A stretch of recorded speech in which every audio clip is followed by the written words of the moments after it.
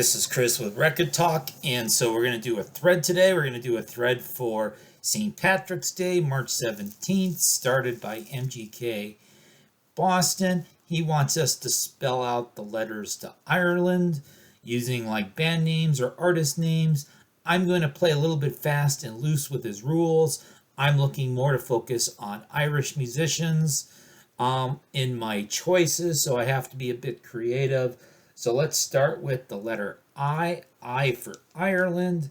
And of course, we have this song by the Irish group The Bachelors, who were kind of a vocal, easy listening group from probably most known in the 60s. So this song, Queen of Ireland, Molly Maloney. So I for Ireland, there's Ireland in the name there.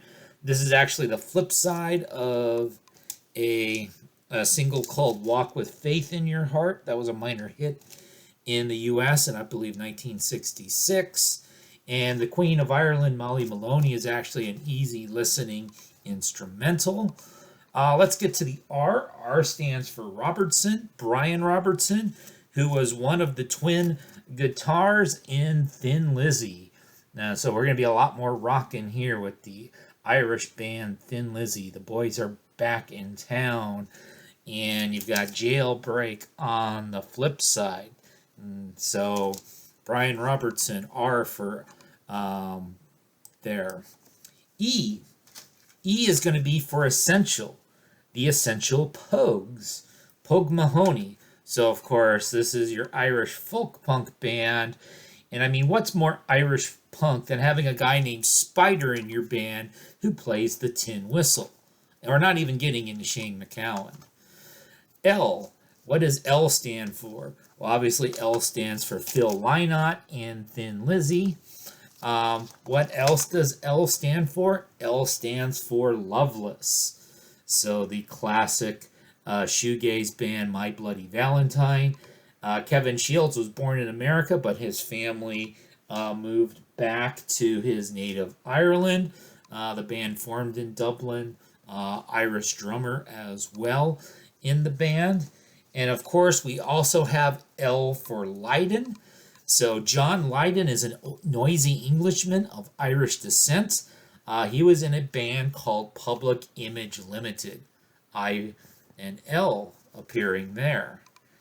All right, what about the letter A? Well, we have an Irish band here named A House. And their second album, I Want Too Much. This came out in 1990 on Sire Records.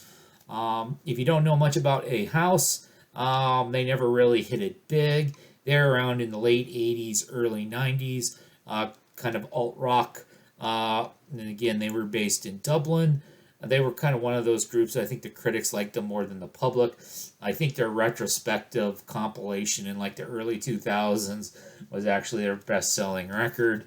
But they were kind of an underappreciated band in their own time. So that's the A. N.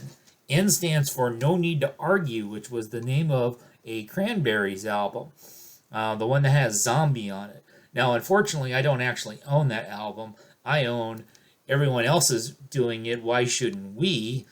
Which I believe was their debut, which is known for having the song Linger on it.